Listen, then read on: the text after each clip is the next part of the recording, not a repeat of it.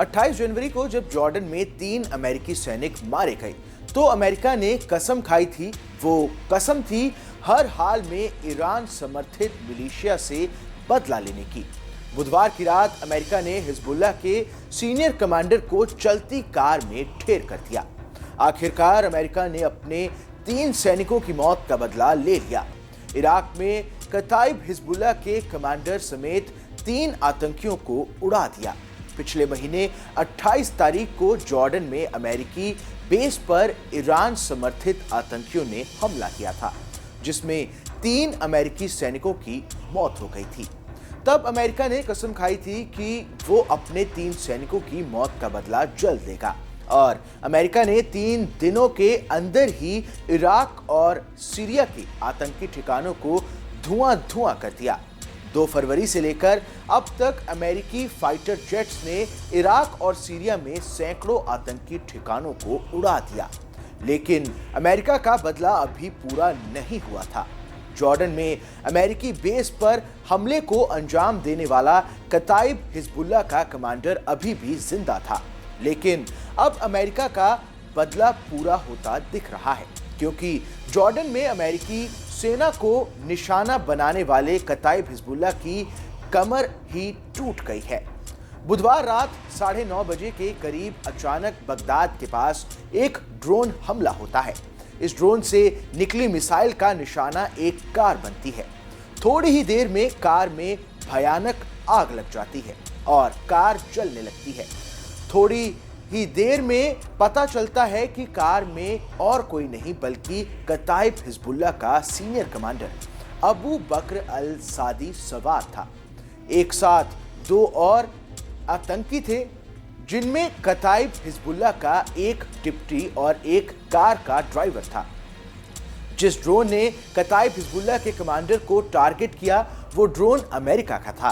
America का ये drone हमला बगदाद के भीड़ भाड़ वाले इलाके अल मश्तल में हुआ, जहां पर कताइब हिजबुल्लाह का दफ्तर मौजूद है। धमाका इतना जोरदार था कि उसकी आवाजें मीलों दूर तक सुनाई दी। देखते ही देखते मौके पर सैकड़ों की संख्या में भीड़ इकट्ठी हो गई। इस दौरान कताइब हिजबुल्लाह के समर्थित आतंकी वहां नारे भी लगाते दिखे।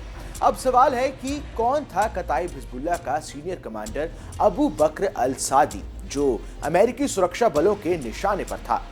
अबू बकर अल सादी मिलिशिया लीडर अबू महादी अल मुहंदिस का बॉडीगार्ड रहा था।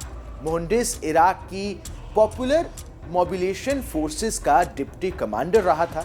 साल 2006 में मुहंदिस ने ही रखी थी कताइब हिजबुल्लाह की नींव। साल 2020 में कुदर्स फोर्स के प्रमुख कासिम सुलेमान के साथ अमेरिकी ड्रोन अटैक में मुहंदिस भी मारा गया था। बुधवार की रात मारा गया अबू बकर अल सादी भी ईरानी रेवोल्यूशनरी गार्ड का बेहद करीबी था। उसकी पहुंच का अंदाजा इसी बात से लगाया जा सकता है कि वो IRGC के कमांडरों के सामने हथियार के साथ जा सकता था।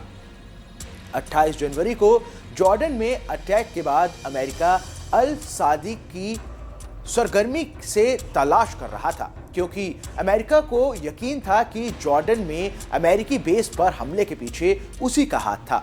इसी अबू बकर अल सादी ने 2 फरवरी 2021 को UAE पर ड्रोन हमले को अंजाम दिया था। अबू बकर अल सादी कताइब हिजबुल्लाह के जनरल सेक्रेटरी अबू हुसैन अल हमदावी का भी करीबी था, जिसने 30 जनवरी को अमेरिकी सेना पर हमला नहीं करने का दावा किया था।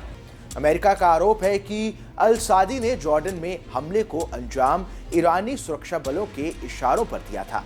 इस हमले के तुरंत बाद अमेरिकी सेंट्रल कंट्रोल ने एक बयान जारी किया, जिसमें कहा गया कि अमेरिकी सैनिकों पर हमला के जवाब में इराक में हमारे सुरक्षा बलों ने एक हमला किया है, जिसमें अमेरिकी फोर्सेस पर टारगेट करने वाले कताइब हिजबुल्लाह कमांडर मारे गए हैं। इस हमले में कोई नागरिक हताहत नहीं हुआ है। अमेरिका अपने लोगों की सुरक्षा के लिए जरूरी कदम उठाता रहेगा। ईस्ट बगदाद को कताइब हिजबुल्लाह का मेन गढ़ माना जाता है। कताइब हिजबुल्लाह के लड़ाके ईस्ट बगदाद में ही अपनी आतंकी ट्रेनिंग करते हैं और फिर दुश्मनों पर हमला करते हैं। कताइब हिजबुल्लाह भी उसी इस्लामिक रेजिस्टेंस का हिस्सा है जिसे ईरान का समर्थन हासिल है। इस हमले से पहले अमेरिका ने बगदाद में मौजूद अपने दूतावास को अलर्ट कर दिया था। साथ ही इंटरनेशनल मिशन वाले ग्रीन जोन के अंदर एडिशन यूनिट्स को तैनात कर दिया था ताकि एक्शन के जवाब में किसी भी तरह के हमलों से बचा जा सके। फिलहाल इराक और सीरिया में मौजूद इस्लामिक रेजिस्टेंस ने अमेरिका से इसका बदला लेने का ऐलान किया है, लेकिन जिस तरह अमेरिका लगातार उनके ठिकानों पर बम बरसा रहा है उससे साफ हो गया है कि इस्लामिक रेजिस्टेंस की कमर टूट रही है। इस खबर में बस इतना ही। ये खबर आपको कैसी लगी हमें कमेंट कर जरूर बताएं। देश दुनिया की तमाम बड़ी खबरों के लिए देखते रहिए न्यूज़ नेशन का डिजिटल प्लेटफॉर्म।